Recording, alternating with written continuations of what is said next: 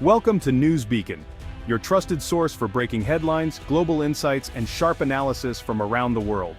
If you're new here, don't forget to hit that subscribe button and turn on notifications so you never miss an update. Africa is no longer on the sidelines of global affairs.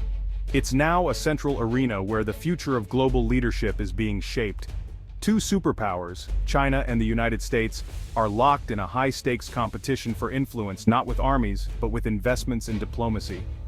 China's rise in Africa is visible everywhere. New airports, highways, and skyscrapers from Addis Ababa to Lusaka. Beijing positions itself as a development partner, not a donor, resonating with African leaders eager for rapid progress. The US, once focused elsewhere, now sees Africa as a vital strategic interest and is working to present a compelling alternative to China's model. This contest gives African nations unprecedented leverage. They are no longer passive recipients, but active agents shaping their own destinies.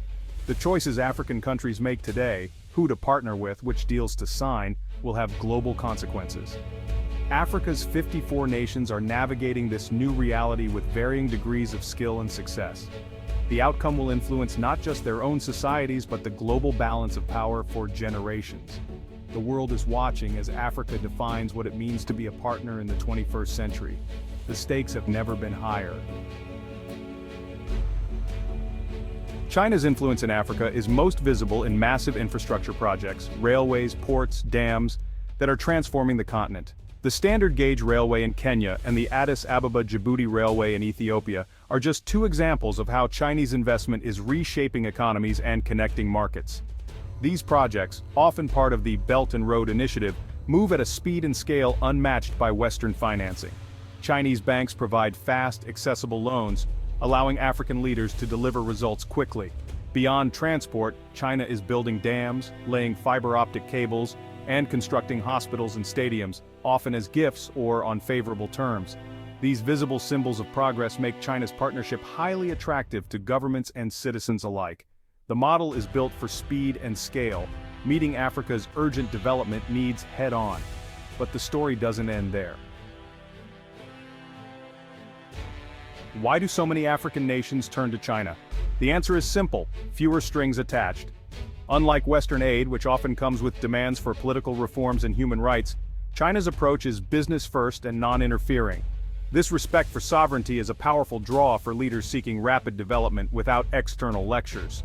China's own story of lifting millions out of poverty offers a relatable model, one that doesn't require adopting Western-style democracy. The Beijing Consensus prioritizes state-led growth and stability, appealing to countries facing poverty and instability. Speed is another factor. Chinese-backed projects can break ground in months, not years. For leaders under pressure to deliver jobs and infrastructure, this efficiency is invaluable. New roads, dams, and hospitals become political assets, reinforcing the appeal of Chinese partnership. For many, China offers a practical, results-driven alternative to the West. But this partnership comes with its own set of challenges.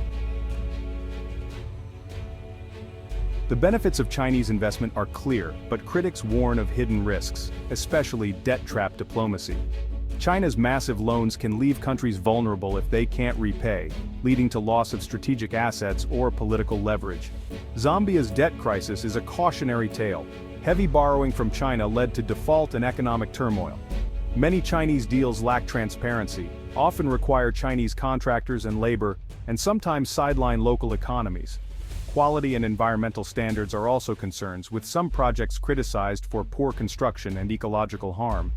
While China funds development at a scale no one else matches, the terms can threaten long-term sustainability and sovereignty. African nations must balance opportunity with risk, negotiating shrewdly to protect their interests. The challenge: harness China's resources without sacrificing independence. For years, U.S. policy in Africa lacked a clear strategy, focused mainly on aid and crisis response. But as China's influence grew, Washington realized it could no longer afford to be a bystander. The narrative shifted.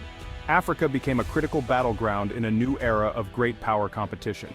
Both Republican and Democratic leaders now warn of the dangers of Chinese debt and frame the U.S. as a more reliable partner. High-level visits and new policy initiatives signal a renewed American commitment. The US is moving beyond aid, promoting private investment and entrepreneurship to compete with China's model. America is back in the game, determined to offer Africa a compelling alternative. In response to China's Belt and Road, the US has launched its own initiatives, like the G7-led Partnership for Global Infrastructure and Investment, PGII. The goal mobilized billions for sustainable, high-quality infrastructure in Africa, emphasizing transparency and environmental standards. The Lobito Corridor project, connecting Angola, the DRC, and Zambia, is a direct answer to Chinese-built trade routes. The US model prioritizes regional integration and private sector involvement, aiming for long-term value over quick wins. Agencies like the US International Development Finance Corporation, DFC, help mobilize private capital and reduce investment risk. Initiatives like Prosper Africa focus on empowering African entrepreneurs and boosting two-way trade. High-level diplomacy as central summits and frequent visits reinforce the message of partnership based on shared values. The US stresses democracy, human rights, and good governance as the foundation for sustainable development. While the American approach may be slower and more complex, it promises more equitable outcomes. The US is making its case partnership built on trust, not dependency. The competition is now in full swing. The US and China offer Africa two starkly different development models. China's approach is state-driven, fast, and pragmatic, focused on infrastructure and resource access, with little concern for political systems. Deals are top-down, often negotiated directly with governments, and deliver rapid, visible results. The American model is values-driven and private sector-oriented, emphasizing transparency, civil society, and environmental standards.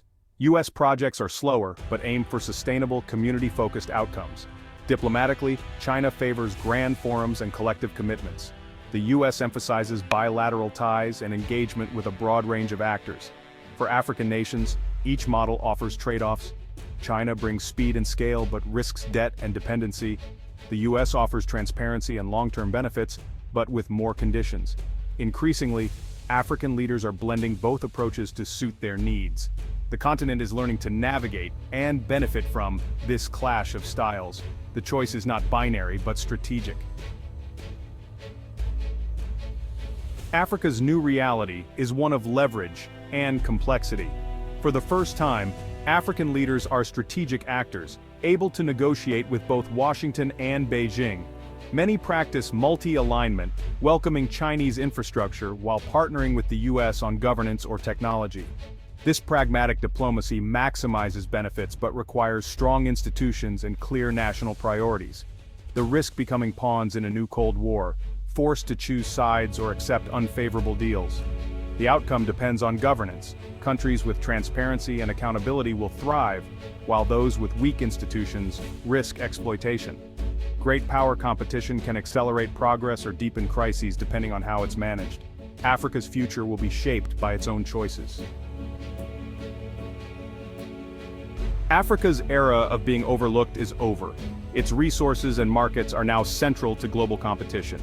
The US-China rivalry will intensify, expanding into technology, security, and culture. The best-case scenario competition drives better deals, more investment, and genuine partnerships, accelerating Africa's development. African unity and strategic clarity could force outside powers to align with the continent's own vision, like Agenda 2063. But there's a darker possibility. Rivalry could fuel conflict, debt, and new dependencies, echoing colonial patterns. Most likely, the future will be a mix of opportunity and risk. The trajectory will be set by African leadership, unity, and institutional strength. The challenge leverage global attention for national benefit while safeguarding sovereignty. The coming decades will test Africa's ability to turn competition into progress. The world is watching to see if this is the dawn of an African century or a new chapter of external struggle. The choice ultimately is Africa's to make.